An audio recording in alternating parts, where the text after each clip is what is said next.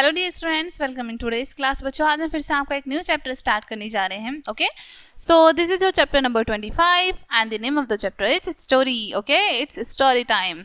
Okay, इस chapter में हम स्टोरी पढ़ने वाले हैं। बहुत सारी स्टोरियाँ पसंद होती है ना बच्चों को। सो हमारी स्टोरी का नाम है बैलिंग द कैट, बिल्ली के गले में घंटी। ओके, चलिए देखो, यहाँ पर बहुत सारी इमेज शो की गई हैं आपको। बहुत सारे माइस हैं, चूहे हैं और यहाँ पर कैट हैं। ओके, चलिए स्टोरी रीड करें अब। There lived many mice in her house. एक घर में बहुत सारे चूहे रहते थे। A cat also lived in that house. एक बिल्ली भी उसी घर में रहती थी। ठीक है, एक घर में बहुत सारे चूहे रहते थे और उसी घर में बिल्ली भी रहती थी। They were very unhappy. वो बहुत उदास थे, खुश नहीं थे बिल्कुल भी। The cat killed so many of them every day. बिल्ली उनमें से रोजाना बहुत सारों को किल कर देती, ठीक है, मार देती। So they all were in a great fear. इसलिए वो सभी बहुत ज़्यादा डरे हुए थे। ठीक है, At last they had a meeting. और लास्ट में वो एक मीटिंग करते हैं, सभा रखते हैं। They began to think. वो सोचने लगते हैं, विचार करने लगते हैं। ठीक है, मीटिंग में सभी सोचते हैं। One young mouse said. उनमें से एक युवा माउस कहता है, Let us tie a bell around the cat's neck. कि चलो हम बिल्ली के गले में एक घंटी बांध देते हैं।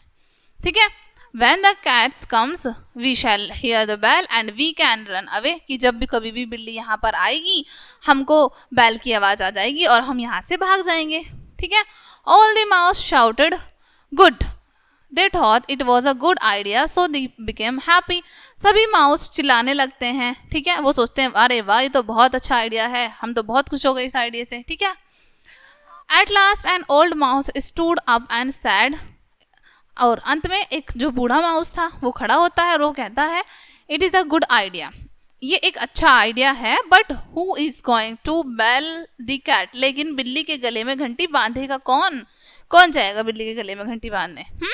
At this time all mice were silent. और इस समय जितने भी चूहे थे वो सब बिल्कुल शांत हो जाते हैं, चुप हो जाते हैं. ठीक है, अब मोरल क्या है इस स्टोरी का? Think deeply over a plan. किसी भी योजना को बनाने से पहले आपको उसके बारे में बहुत अच्छे से सोचना चाहिए. ठीक है, कि क्या वो प्लान सच में काम करेगा भी कि नहीं. ओके, चलिए नेक्स्ट स्टोरी है हमारी आ सेल्फिश फ्रेंड, एक स्वार्थी मित्र. ठीक है, देखो आपको इमेज भी शो की गई है. ओके, इमेज से रिलेटेड ही हमारी स्टोरियां होती हैं. चलो पढ़े स्टोरी. ठीक है, once there were two friends. ठीक है, एक बार दो दोस्त थे. Their name were Amit and Sumit. उनका क्या क्या नाम था? एक का अमित और एक का सुमित. ठीक है, They lived together. वो एक साथ रहते थे. Okay, They read and play together. वो पढ़ते भी एक साथ थे और खेलते भी एक साथ थे. They were good friends. वो दोनों बहुत अच्छे दोस्त थे. One day they went to other village. एक दिन वो दूसरे गांव जा रहे थे. ठीक है, They were passing through a forest. तो उन्हें एक जंगल से होकर गुजरना पड़ा. ओके, सडनली अ बियर अपेयर्ड. अचानक से उनके सामने एक भालू आ जाता है, भालू दिखाई देता है. दे वर अफेयर्ड ऑफ इट. और वो दोनों उससे बहुत डर जाते हैं.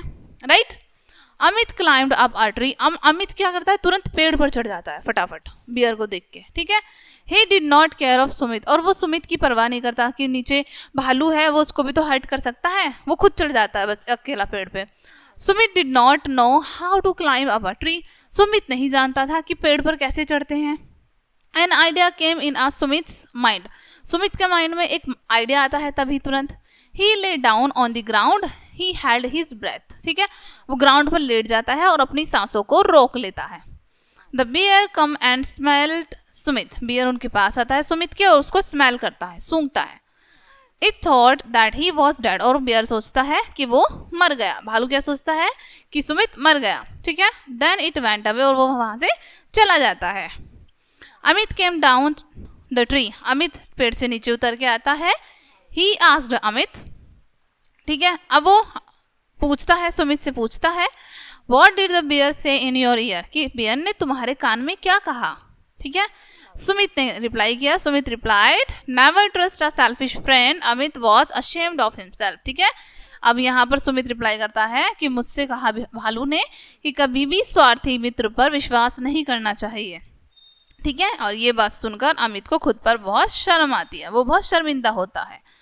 ओके, ये थी इस चैप्टर में आपकी दोनों स्टोरी. आई होप बच्चों ये स्टोरीज आपको अच्छे से समझ आई होंगी। मिलते हैं नेक्स्ट वीडियो में एंड थैंक्स फॉर वॉचिंग।